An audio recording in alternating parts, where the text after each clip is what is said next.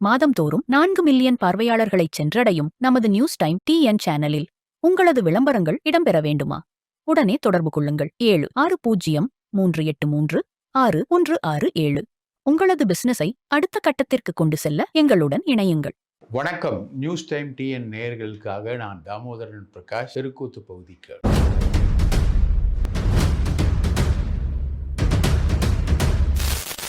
இன்றைய தேர்தலையும் பெரிய அளவுக்கான மர்மமா இருக்கிறது விஜய் தான். விஜய் எந்த அளவுக்கு ஓட்ட பிரிப்பாரு, என்ன செய்வாரு அப்படின்றதான் பிரச்சனை. இப்போ ஜென்ரலா பார்த்தீங்கன்னா அவர் மேக்சிமம் அவரால் பாதிக்கப்படுறது மேக்சிமம் எல்லா கருத்து கணிப்புலையும் வர்றதும் அதான். என்னன்னா 7% ஓட்டு வாங்குற விஜய் எவ்வளோ பர்சன்டேஜ் அவர் எடுப்பார் அப்படின்ற ஒரு கணக்கு இருக்குது. சீமான் கிட்டேருந்து ஒரு 6% வாங்குறாரு. திமுக கிட்டேருந்து 1லேருந்து 1.5% வரைக்கும் வாங்குறாரு அப்படின்னு சொல்கிறாங்க. இது அவங்களுடைய கேல்குலேஷன்ஸ். அதிமுகலேருந்து ஒரு 3% வாங்குறாரு.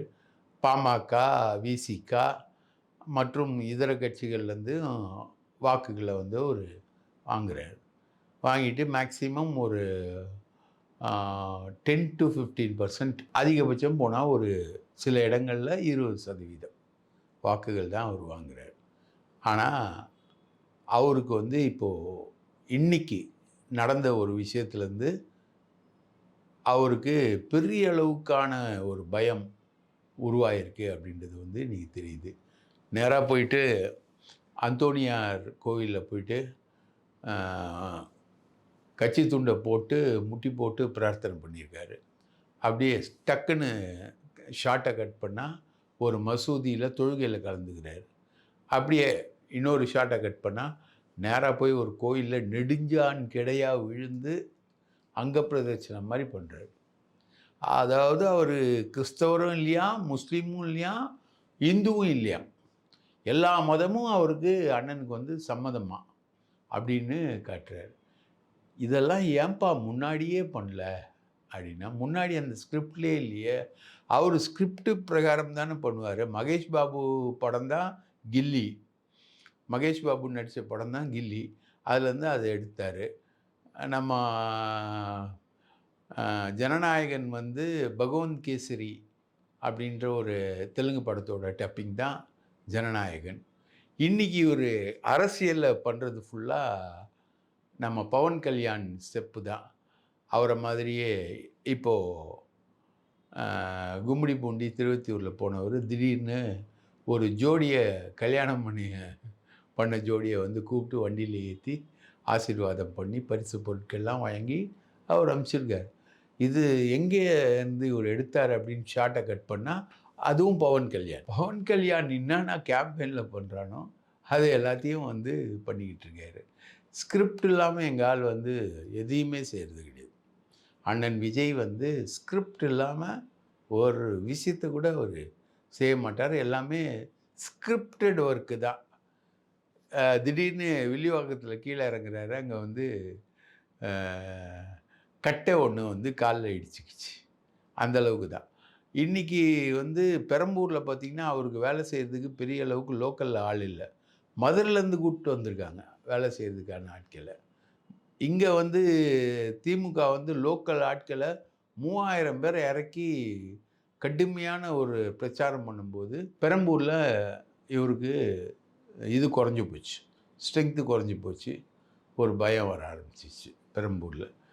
அப்படியே திருச்சியிலையும் அண்ணனுக்கு இங்கேயே இந்த நார் நாறுதுன்னா திருச்சி என்ன நாருன்னா அங்கேயும் தோற்றுருவாருன்ற மாதிரி ஒரு இமேஜ் வந்துருச்சு. இப்போ விஜய்க்கு தோல்வி மேலே ஒரு பெரிய பயம் வந்திருக்கு. இப்போ தான் அரசியல்லையே தோல்வினா என்ன அப்படின்றதுக்கான ஒரு பயம். எப்போவுமே தோத்தா அந்த படத்து தயாரிப்பாளரை வீட்டில் பார்க்கக்கூட மாட்டார். அந்த மாதிரி ஒரு கேரக்டர் தான் விஜய். அதனால் தோல்வின்றது தனக்கு வந்துருச்சுன்னா என்ன பண்ணுறது அப்படின்றதுக்காக திருச்சியில் போய் முட்டிக்கால் போட்டு முட்டிக்கு ஒரு அந்த முட்டி தேயாமல் இருக்கிறதுக்கு ஒரு கேப்பு மாதிரி போட்டு ஏற்கனவே போட்டு அதை போட்டுக்கிட்டு ரெடியாக முட்டிக்கால் போட்டு அந்தோனியார் கோயிலில் ஒரு நடந்திருக்கார். கிறிஸ்துவ மத குருமார்கள் எல்லாரும் இந்த மாதிரிலாம் இவர் பண்ணுறத பார்த்து ஸ்டாலினை வந்து சந்தித்து அவங்கெல்லாம் தங்களோட ஆதரவை தெரிவித்து நாங்கள்லாம் விஜய்க்கு ஆதரவாக இல்லை அப்படின்ற மாதிரி தெரிவிச்சிருக்காங்க. விஜய் அந்தோணியார் கோயில் விசிட் பண்ணதுக்கு காரணம் வந்து இங்கே இதுதான் பெரிய அளவுக்கு இங்கே நடந்திருக்குன்னு வச்சுக்கோங்களேன். அப்படியே வில்லிவாக்கம் போகிறாரு, அப்படியே அண்ணா நகர் K4 போகிறாரு. K4லேருந்து நேராக அங்கேருந்து வேனில் அப்படியே ட்ராவல் ஆகுறாரு. ட்ராவல் ஆகிட்டு கோயம்பேடு போகிறாரு, வடபழனி போகிறாரு. வடபழனிலேருந்து உட்டு ஜூட் ஈஸியாக இருக்கிற வழியாக வீட்டுக்கு போயிடுறாரு. இதுதான் வந்து விஜயுடைய தேர்தல் பிரச்சாரம் இன்னைக்கு நடந்தது. அந்த கும்முடிப்பூண்டி, பொன்னேரி இந்த வெளிவட்ட சாலை வழியாக வந்து அண்ணா நகர் சிட்கோக்குள்ளே பூந்து வில்லிவாக்கத்தில் அண்ணன் ஆதவ் அர்ஜுன் ரெட்டி என்கிற செந்தில், அவர் பேர் செந்திலாம், செந்தில் குமாராம் அவர் பேர். அவர் வந்து ஏகப்பட்ட பெண்களை வச்சுருக்காரு. அவர் பேர் வந்து செந்தில் குமார்னு அவருடைய ஒரிஜினல் பேரையே மாற்றிக்கிட்டு ஆதவ் அர்ஜுன்லாம் மாற்றிக்கிட்டு நிற்கிறாரு அப்படின்னு குற்றம் சாட்டு சொல்கிறது யாருன்னா ஆதவ் அர்ஜுனுடைய சொந்த மச்சான் சார்லஸ். ஸோ நம்மளும் செந்தில்குமார்னை கூப்பிடுவோம். செந்தில்குமாருக்காக, செந்தில்குமார் என்று சொல்லப்படுகிற ஆதவ் அர்ஜுன் ரெட்டிக்காக வில்லிவாக்கம் சிட்கோவில் வந்து கேன்வாஸ் பண்ணிவிட்டு அண்ணன் வந்து அப்படியே வில்லிவாக்கம் முடித்த உடனே K4 போலீஸ் ஸ்டேஷன், அப்படியே முடித்த உடனே கோயம்பேடு, அப்படியே முடித்த உடனே வடபழனி, வடபழனிலேருந்து நேராக விட்டால் ஈசிஆர்லேருந்து வீட்டுக்கு போய். இதுதான் விஜயுடைய பிரச்சாரம். இதுக்கு நடுவில் ஒரு கல்யாணம், ஒரு 2-3 சீனு எல்லாம். இன்றைக்கி முக்கியமான விஷயம் எல்லாரும் பார்த்துட்டு சொன்னாங்கன்னா, இந்த பிரச்சாரம் வந்து முறையாக பிளான் பண்ணல. விஜயோட பிரச்சாரம் எப்படி இருக்குன்னா, ஒரு வாரத்துக்கு முன்னாடி பிளான் பண்ணுவாங்க. நிர்மல்குமார் போய் அங்கே உட்காந்துருவார். நிர்மல்குமார் உட்காந்து ஒவ்வொரு ரசிகர் மன்றத்தையும் ஃபோன் பண்ணி ஆர்கனைஸ் பண்ணி அவங்களெல்லாம் வண்டியில் ஆட்களை திரட்டி எடுத்துகிட்டு வந்து எங்கெல்லாம் விஜய் போகிறாரோ அங்கெல்லாம் நிற்க வைப்பாங்க. இன்றைக்கி க்ரௌடே இல்லை. K4 போலீஸ் ஸ்டேஷன் ஆண்டவர் போகிறாரு, ஒரு சிங்கிள் லைனில் தான் க்ரௌடே நிற்கிது. ஒன்றும் பெரிய அளவுக்கு விஜயை பார்க்குறதுக்கு இந்த சன்னி லியோனை பார்க்க கேரளாவில் கூட்டின கூட்டம் மாதிரிலாம் இன்றைக்கி எங்கேயுமே கூட்டம் கூடல. பெரிய அளவுக்கான கூட்டம் வந்து விஜய்க்கு இல்லை. ஸோ விஜய்யுடைய கூட்டமும் ஆர்கனைஸ் செய்யப்படுற கூட்டம். ஆர்கனைஸ் செய்யலைன்னா விஜய்க்கு கூட கூட்டம் வராது. இதுதான் இப்போ இவ்வளோ நாள் விஜய் வந்து கூட்டத்தை வச்சு நான் தான் கதாநாயகன், நான் தான் அது, பார்த்திங்களா கூட்டம் உடனே டிவியில் கூட்டங்கள் ஓட்டாகுமா, ஓட்டு கூட்டமாகுமா, அதுவாகுமா இதுவாகுமான்னு ஒரு மயிர் பிளக்கும் வாதம்லாம் நடக்கும். இன்றைக்கி கூட்டமே இல்லை. இன்று ஏன் கூட்டம் குறைந்தது அப்படின்னு ஏதாவது விவாதம் நடத்துவாங்களான்னு தெரில. அந்த அளவுக்கு தான் இவரோட விஷயம். இதில் முக்கியமான விஷயம் பார்க்குறது இன்றைக்கி நடந்த டெவலப்மெண்ட்னா, இன்றைக்கி முக்கியமான நாள் 20ஆம் தேதி. இன்றைக்கி சங்கீதா போட்ட டைவர்ஸ் பெட்டிஷன் வந்து செங்கல்பட்டு கோர்ட்டில் ஹியரிங். அதுக்கு வந்து விஜய் வந்து நேரில் ஆஜராகணும் அப்படின்றது தான் கண்டிஷனாக. இன்றைக்கி சசிகலான்னு ஒரு ஜட்ஜு முன்னாடி தான் அந்த பெட்டிஷன் வந்து ஹியரிங்க்கு வருது. அந்த அம்மா வந்து அவங்கக்கிட்ட KS ஜெயராமன், குமரேசன் அப்படின்னு 2 பேர், 2 சீனியர் வக்கீல்கள் வந்து ஆஜராகிறாங்க. ஆஜராகிட்டு என்ன சொல்கிறாங்கன்னா, விஜய் வந்து ஒரு பெரிய அரசியல் கட்சி தலைவர், அவரோட கேஸை பற்றி சென்சிட்டிவாக எல்லாரும் விவாதிப்பாங்க. இன்னைக்கு கூட பாருங்கள், கோர்ட்டுக்கு இவ்வளோ ரிப்போர்ட்டர்ஸ் வந்து நிற்கிறாங்க. இந்த கேஸை வந்து இன்கேமராவாக நடத்தணும். இன்கேமரானா வெளியில் ஆட்கள் யாரும் அலோடு இல்லை. Especially press is not allowed. கறிஞர்கள் உள்ள போகலாம். இன்கேமரா நடத்துறதுக்கான இதுக்காக அந்த கோரிக்கையை முன் வச்சு நாங்கள் வந்து சென்னை உயர்நீதிமன்ற பதிவாளர்கிட்ட மனு கொடுத்துருக்கோம். அந்த மனு வந்து உங்களுக்கு அனுப்பியிருக்காங்க அப்படின்னு. ஏன் நேரில் வரல அப்படின்னு ஜட்ஜு கேட்குறாங்க. இல்லைங்க, அவர் மிகப்பெரிய அரசியல் கட்சியுடைய தலைவர், மிகப்பெரிய சினிமா நட்சத்திரம். அவர் நேரில் வந்தார்னா இந்த கோர்ட்டு வளாகமே தாங்காது, வெடிச்சிடும்.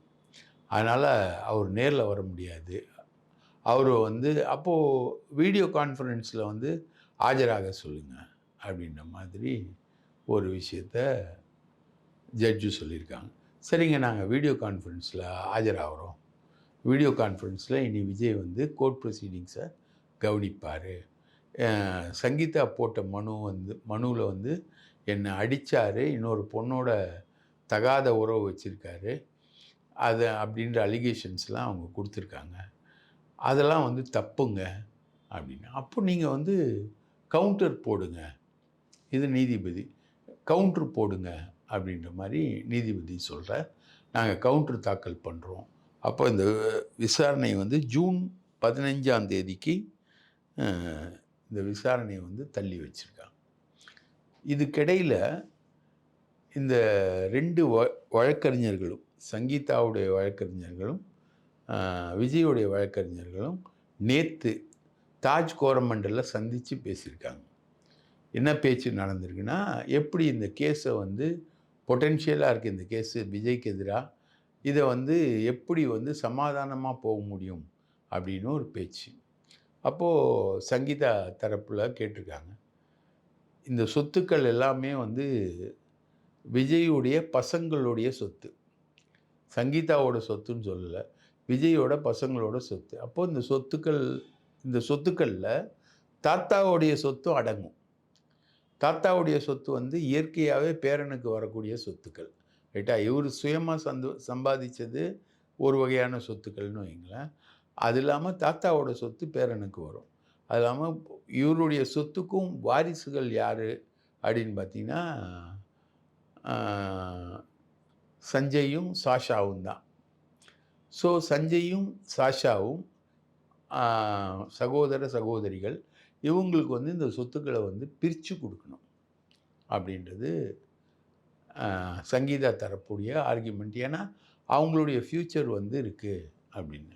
இவர் ஆயிரக்கணக்கான கோடி சொத்து வச்சுருக்காரு அப்படின்னு சொல்கிறாங்க. அதனால் அதை பிரித்து கொடுக்கணுன்றது சங்கீதாவுடைய தரப்பு. ஒரு தாயுடைய அக்கறை வந்து தன்னுடைய பிள்ளைகள் மேலே தானே இருக்கும். அவங்க வந்து விஜய்க்கும் பிறந்தவர்கள் அப்படின்றத வந்து விஜய் வந்து இன்றைக்கி வரைக்கும் ஏற்றுக்கிறாரா இல்லையான்னு கூட தெரியல.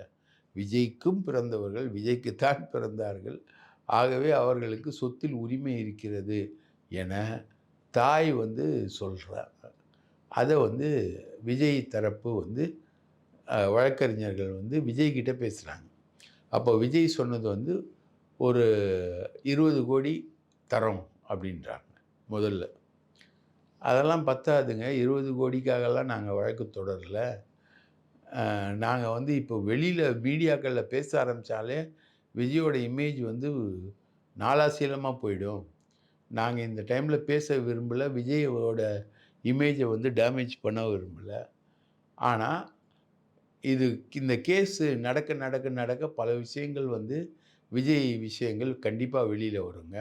அது சோஷியல் மீடியாக்கள்லேயும் மற்ற யூடியூப்கள்லேயும் வெளில வருங்க அப்படின்னு சொல்லி பேசுகிறாங்க. ஸோ அதெல்லாம் தடுக்கணும் அப்படின்னா கேஸை வந்து ஒரு காம்ப்ரமைஸாக முடிக்கணும். அப்படின்னா நீங்கள் 20 கோடி ரூபாய் கொடுக்குறேன்றது எந்த விதத்தில்ங்க சரி? அவருடைய சொத்து வந்து ஆயிரக்கணக்கான கோடி ரூபா சொத்து இருக்கிறதா எங்களுக்கே தெரியும். அவர் வந்து பல சொத்து விவரங்களை தேர்தல் கமிஷனுக்கு தாக்கல் பண்ண டாக்குமெண்ட்லேயே மறைச்சிட்டார் அவர் அப்படின்னு சங்கீதா தரப்பு சொல்லுது. சரி, உங்களுக்குள்ள எங்களுக்குள்ள 25 கோடி தரேன்றாங்க. அதெல்லாம் முடியாதுன்னாங்க. கடைசியாக 30 கோடி தாங்க தர முடியும் எங்களால். இது வந்து விஜய் வந்து முன் வச்ச வாதம். 30 கோடிக்கெலாம் ஒத்துக்க முடியாதுங்க, நாங்கள் வந்து ஃபைட் பண்ணிவிட்டு சட்டப்படி என்ன ஜீவனாம்சமோ என்ன இதுவோ அது வந்து கோர்ட்டு கொடுக்கறத நாங்கள் வாங்கிக்கிறோம் அப்படின்னு பிரிஞ்ச பிறகு தான் காலையில் செங்கல்பட்டு கோர்ட்டில் கேஸ் வந்திருக்கு. இதில் முக்கியமான விஷயம் என்னென்னா, விஜய் வந்து எம்எல்ஏவாகவே அவரால் நிற்க முடியாது.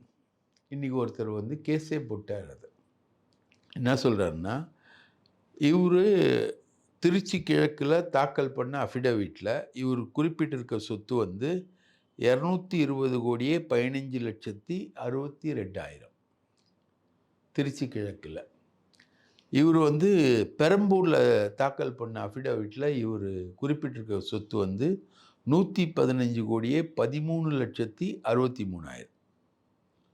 அப்போது இதுலேயே வந்து கிட்டத்தட்ட 105 கோடி ரூபாய் வந்து இவர் வந்து மறைச்சிருக்கார், மாற்றி சொல்லியிருக்கார். அப்போ இந்த மாற்றி சொன்னதுக்கான விளக்கத்தை வந்து இவர் சொல்லணும். அப்போது வேட்புமனு தாக்கலில் வந்து பொய் சொன்னார் அப்படின்னா அந்த வேட்புமனு ரத்தாயிடும். ஒருவேளை இவர் வந்து ஜெயிச்சாலும் அந்த வெற்றி வந்து செல்லாது.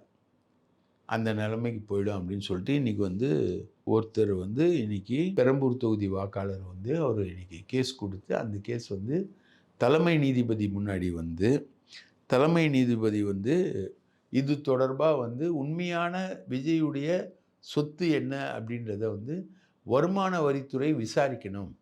வருமான வரித்துறை விசாரிப்பதற்கு சென்னை உயர்நீதிமன்றம் உத்தரவிடணும் அப்படின்றது தான் அவருடைய வழக்குடைய சாராம்சம். இந்த இவருடைய ப்ரேயர் அடிப்படையில் சென்னை உயர்நீதிமன்றம் வந்து வருமான வரித்துறையை விசாரிக்க சொல்லி உத்தரவிட்டால் நிறைய விஷயங்கள் இவருடைய சொத்து சம்மந்தமாக நிறைய விஷயங்கள் வெளில வந்துடும். அப்படி நிறைய விஷயங்கள் வெளில வந்தால் ஒருவேளை இவர் தேர்தலில் வந்து போட்டி போடுறதே வந்து வேஸ்ட்டு. இவர் ஜெயித்தாலும் இவர் எம்எல்ஏவாக தொடர முடியாது. இவருடைய எம்எல்ஏ பதவி ரத்தாயிடும். அந்த மாதிரி ஒரு சிச்சுவேஷன் வந்து இப்போ புதுசாக உருவாகிருக்கு. மறைக்கிறதே 100 கோடியாக இருக்கும் பொழுது மனைவிக்கு கொடுக்கறது வெறும் 30 கோடியா? பிள்ளைகளுக்கும் மனைவிக்கும் கொடுப்பதற்கான மனம் வந்து விஜய்கிட்ட இல்லவே இல்லை. அப்படின்றது தான் வந்து விஜய் சைடில் சொல்லப்படுற ஒரு மோசமான ஃபேக்ட். நாளைக்கு வந்து மறுபடியும் பெரம்பூர் தொகுதிக்கு சுற்றிட்டு சென்னையில் இருக்கக்கூடிய சில தொகுதிகள்லாம் சுற்றிட்டு தன்னுடைய பிரச்சாரத்தை வந்து இவர் முடிக்கிறார். இதுதான் விஜயுடைய நிலை. விஜய் வந்து ஆஹா ஓஹோன்னு பயங்கரமாக பிரச்சாரம் பண்ணிட்டு தமிழ்நாடு முழுக்க அதை பண்ணிவிடுவேன், இதை பண்ணிவிடுவேன், அதை கிழிச்சிடுவேன், இதை கிழிச்சிடுவேன். விஜய்ன்ற அலை என்பது மிக பெருசு. விஜயோட வீச்சை பாருங்கள். நாங்கள் வந்து 30 வருஷமாக ஒவ்வொரு வீட்டுக்குள்ளேயும் போயிட்டு தான் இப்போ நாங்கள் அரசியலுக்கு வந்திருக்கோம். அது எல்லாத்தையும் நாங்கள் திரட்டி காட்டுறோம் பாருங்கள் அப்படின்ற மாதிரி இருக்கக்கூடிய இந்த பேச்சுக்களே இல்லை. இவர் வந்து எங்கேயுமே இன்றைக்கும் சரி நேற்றும் சரி வாயை விட்டு பேசவே இல்லை. பிரச்சாரமே இல்லை டோட்டலாக. இவர் வந்து சர்ச்சில் தவறுறது, முஸ்லீம் கோயிலுக்கு போகுது, கடவுள் கடவுள் கடவுள்னு சொல்லிட்டு கடவுளே என்னை காப்பாற்று அப்படின்ற மாதிரி தான் இன்றைக்கி நிலவரம் என்பது விஜய் இது போயிட்டுருக்கு. இது பார்க்கவே பரிதாபமாக இருக்குது அப்படின்ற மாதிரி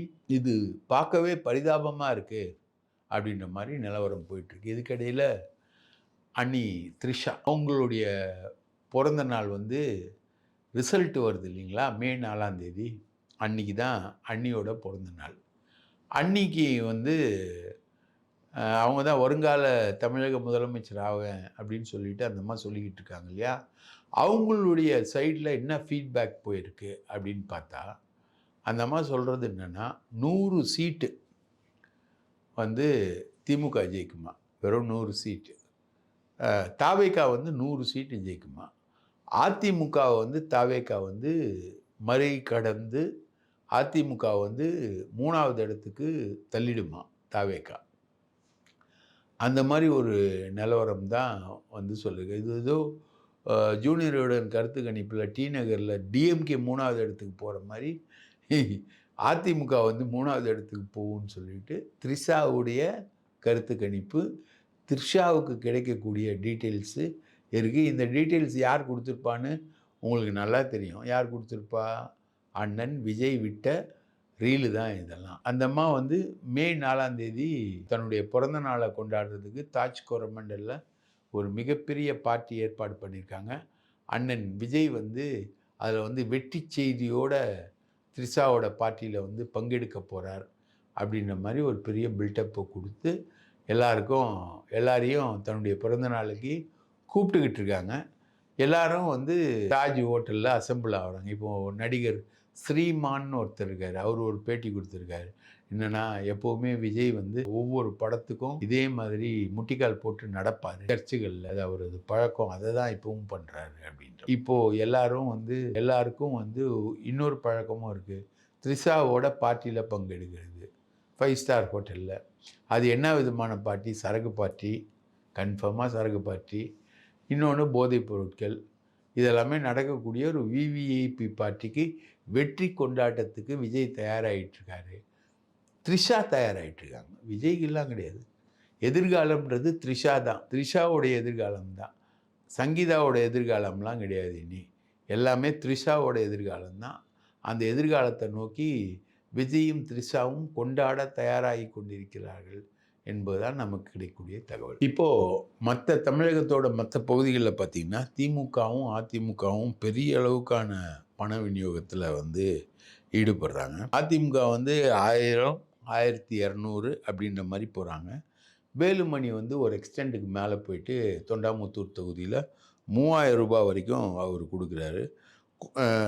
செந்தில் பாலாஜி கைவசம் இருக்கக்கூடிய 6 தொகுதிகளை வந்து அவர் வந்து கைப்பற்றுற அளவுக்கு அவரோட தொகுதி பங்கீடு என்பது வந்து போயிட்டுருக்கு அப்படின்ற மாதிரி தகவல்கள் இருக்குது. இங்கே வந்து நெல்லை தூத்துக்குடியில் வந்து ஒட்டப்பிடாரம், கோவில்பட்டி, ஸ்ரீவைகுண்டம், விளாத்திக்குளம், நாங்குநேரி, அம்பாசமுத்திரம், சங்கரன் கோவில் இந்த பகுதிகளில் இருக்கக்கூடிய மாவட்ட செயலாளர்கள் பார்த்தீங்கன்னா உங்களுக்கு அண்ணன் அனிதா ராதாகிருஷ்ணன், ஒட்டப்பிடாரம், கோவில்பட்டி, அதுக்கப்புறம் கீதா ஜீவன், அதுக்கப்புறம் ஆவுடைய இவங்கெல்லாம் வந்து வாங்கின காசை சுருக்கி உள்ளே வச்சுருக்காங்க. கட்சிக்காரங்களுக்கு விநியோகம் பண்ணலை அப்படின்ற மாதிரி ஒரு பயங்கரமான குற்றச்சாட்டு பெரிய அளவுக்கு எழுந்துக்கிட்டு இருக்கு. இங்கெல்லாம் வந்து எப்படி ஜெயிக்கிறது அப்படின்ற மாதிரி ஒரு விஷயம். இன்றைக்கி ஒரு ஏடிஎம்கே வேட்பாளருடைய வீடியோ வந்து ஆலங்குளம் வேட்பாளர் அவர் வந்து எக்ஸ்பிளைன் பண்ணுறார். யார் யாருக்கு பணம் கொடுக்கணும், எப்படிப்பட்டவங்களுக்கு பணம் கொடுக்கணும், மாட்டிக்காமல் எப்படி பணம் கொடுக்கணும், அந்த பண விநியோகத்தை எப்படி பெர்ஃபெக்டாக பண்ணணும் அப்படின்னு ஆலங்குளம் வேட்பாளர் வந்து ஓப்பனாக வீடியோவிலே எக்ஸ்பிளைன் பண்ணிகிட்ருக்காரு. அந்த அளவுக்கு பண விநியோகம் வந்து போயிட்டுருக்கு. அதே மாதிரி சென்னையில் சேகர் பாபு அவரும் வந்து பண விநியோகத்தில் ரொம்ப அவர் மேலேயும் பண விநியோகம் சம்மந்தமான புகார் வந்துக்கிட்டு இருக்கு. அண்ணாநகர், வில்லிவாக்கம் இந்த ரெண்டுத்துலேயும் வந்து அவங்க தனியாக பார்த்துக்கிறாங்கன்ட்டாங்க. அண்ணாநகர் மோகனும் சிற்றரசும் அவங்க தனியாக பார்த்துக்கிறேன்ட்டாங்க. பாக்கி இருக்கக்கூடிய வில்லிவாக்கம், திருவிக நகர், வில்லிவாக்கம், துறைமுகம் கூட இருக்கக்கூடிய தொகுதிகளில் பல தொகுதிகளில் வந்து சேகர் பாபு சைட்லேருந்து பண விநியோகத்தில் மிகப்பெரிய சுணக்கம் இருக்கிறதா புகார்கள் வந்து புற்றீசல் மாதிரி கிளம்பி வந்துக்கிட்டு இருக்கு. இது ஒரு சைடுன்னு வச்சுக்கோங்களேன். இதுக்கு நடுவில் செல்வ பெருந்தகை வந்து அவர் ராகுல் பிரச்சாரத்துக்கு போகாத மாதிரி அவருடைய பூத் ஏஜென்ட் படப்பை மனோகரன் வீட்டுக்கு இன்கம் டேக்ஸ் போயிருக்காங்க. இவர் வீட்டுக்கும் வந்து எட்டி பார்த்துட்டு போயிருக்காங்க. அதனால் இவர் ரெய்டை எதிர்பார்த்து வீட்டில் காத்துட்டு இருந்துவார். ஐடி நிர்வாகம் என்ன சொல்கிறேன்னா, நாங்கள் எந்த ரெய்டும் வந்து ஸ்ரீபெரும்புத்தூர் வேட்பாளர் மேலே, செல்வ பெருந்தகை மேலே நாங்கள் எதுவும் பண்ணலை அப்படின்னு அவங்க சொல்கிறாங்க. இந்த மாதிரி எல்லா விதமான காட்சிகளும் நடந்துக்கிட்டு இருக்கு. முழுக்க முழுக்க பண விநியோகம் வந்து சில தொகுதிகளில் சுணக்கம் அப்படின்னு இப்போது தூத்துக்குடி, நெல்லை, சென்னை இந்த மாதிரி சில தொகுதிகளில் வந்து பண விநியோகம் வந்து சுணக்கம் திமுக பக்கத்தில் அப்படின்ற மாதிரி செய்திகள் வந்தாலும் மற்ற இடங்களில் எல்லா இடங்களையும் நீக்கமர நிறைந்து பாயக்கூடியது பணம்தான். பணம் வந்து 2000 ரூபாய் ஒரு ஓட்டுக்கு சாதாரணமாக போகிறது. 1000, 1500 ரூபாய் அதிமுக தரப்பிலிருந்து போகிறது. அதை தாண்டி 3000 ரூபாய் வரை அண்ணன் வேலுமணி அவர்கள் பாய வைக்கிறார்கள். அதைவிட அதிகமாக லால்குடியில் லீமா ரோஸ் அவங்க வந்து அதை விட அதிகமான பணத்தை செலவு பண்ணிக்கிட்டு இருக்காங்க. அண்ணன் விஜயும் அண்ணன் ஆதவ் அர்ஜுன் ரெட்டியும் இந்த ஸ்ட்ரோக்கில் வந்து மிஸ் ஆகாமல் இருக்கிறதுக்காக அவங்களும் தங்களால் முடிஞ்ச விஷயங்களை அவங்கவுங்க தொகுதிகளில் இறக்கிக்கிட்டே தான் இருக்காங்க. ஸோ ஒரு கடுமையான பண விநியோகம் என்பது நடந்து கொண்டிருக்கும் போதே பணம்தான் இந்த தேர்தலை தீர்மானிக்கக்கூடிய தேர்தல் என்பதை நிரூபிக்கக்கூடிய வகையில் கடைசி நாள் பிரச்சாரம் என்பது நாளை நடக்க இருக்கிறது. நன்றி, வணக்கம்.